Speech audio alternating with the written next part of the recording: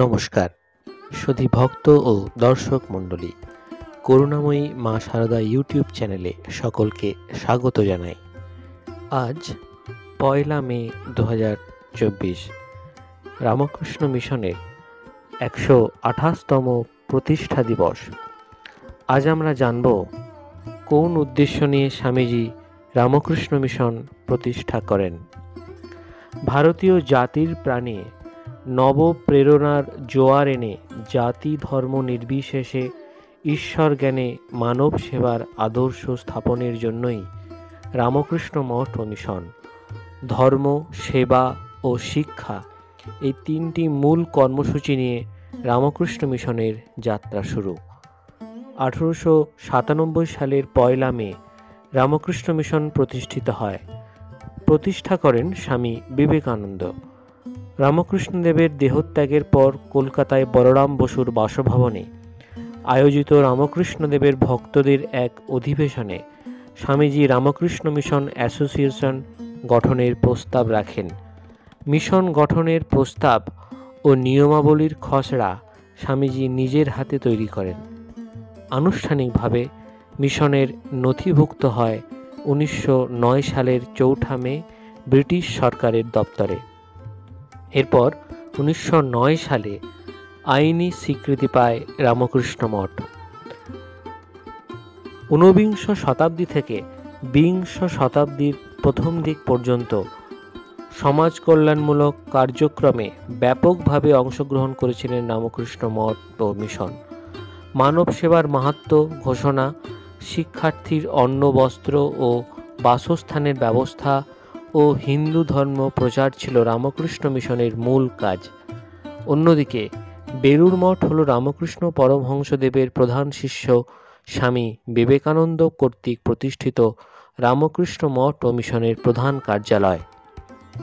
রামকৃষ্ণ মন্দির রামকৃষ্ণ ভাব আন্দোলনের প্রাণকেন্দ্র। ভারতীয় জাতির প্রাণে নব প্রেরণার জোয়ার এনে জাতি ধর্ম নির্বিশেষে ঈশ্বর জ্ঞানে মানব সেবার আদর্শ স্থাপনের জন্যই রামকৃষ্ণ মঠ ও মিশন। ধর্ম, সেবা ও শিক্ষা এই তিনটি মূল কর্মসূচি নিয়ে রামকৃষ্ণ মিশনের যাত্রা শুরু হয়। রামকৃষ্ণ মিশনের প্রথম প্রেসিডেন্ট ছিলেন স্বামী ব্রহ্মানন্দ। হিন্দু ধর্ম ও ঐতিহ্যের আশ্রয়ে স্থাপিত হলেও এক মিলন ঘটেছে প্রাচ্য এবং পাশ্চাত্যের মধ্যে। ঈশ্বরে বিশ্বাস, জাতি ধর্ম বর্ণ নির্বিশেষে মানব সেবা ও আদর্শ মানুষ তৈরি নিয়ে এই প্রতিষ্ঠানের উদ্দেশ্য ছিল। রামকৃষ্ণ মিশনে বেদান্তের আদর্শ অনুসরণ ও মূর্তি পূজা স্বীকৃত।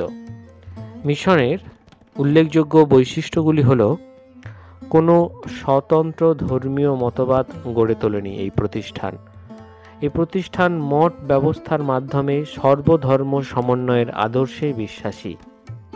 এই প্রতিষ্ঠান সকল ধর্মীয় সংকীর্ণতার ঊর্ধ্বে উঠে সামাজিক ও পাশাপাশি প্রাকৃতিক দুর্যোগ কবলিত মানুষের পাশে দাঁড়ায়।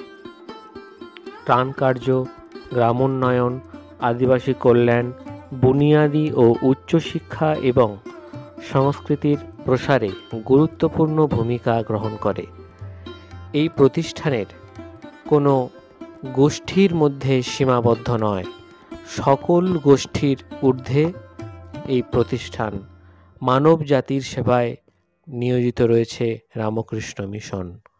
শুধু ভারতেই নয়, ভারতের বাইরে ভারতীয় ধর্ম ও সংস্কৃতি বিস্তারের উদ্দেশ্যে রামকৃষ্ণ মঠ ও মিশন শতাধিক শাখা স্থাপিত হয়েছে। America, Canada, England, France, Argentina, Russia, Netherland সহ বিভিন্ন দেশে রামকৃষ্ণ মিশনের কর্মকাণ্ড এবং রামকৃষ্ণ মিশন ছড়িয়ে পড়েছে।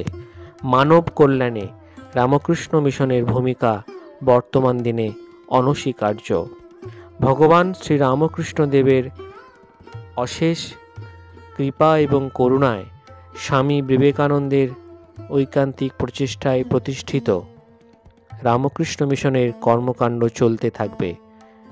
সম্পূর্ণরূপে মানব সেবায় নিয়োজিত এই মিশন মানুষের দুঃখে আজীবন পাশে ছিল এবং থাকার অঙ্গীকারবদ্ধ তারা। আশা করি এই ভিডিওটি আপনাদের সকলের ভালো লেগেছে। যদি আমাদের উপস্থাপনা আপনাদের ভালো লাগে তাহলে অবশ্যই কমেন্টের মাধ্যমে আপনাদের বক্তব্য জানাতে ভুলবেন না।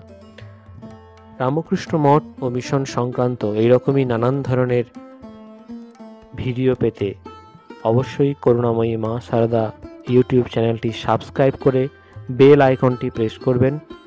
তাহলে আমাদের ভিডিও আপলোডের সাথে সাথে আপনাদের কাছে নোটিফিকেশনের মাধ্যমে সেই ভিডিওটি পৌঁছে যাবে এবং আপনারা সেটি দেখতে পারবেন।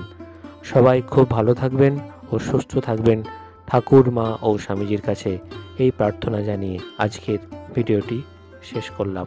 ধন্যবাদ ও নমস্কার।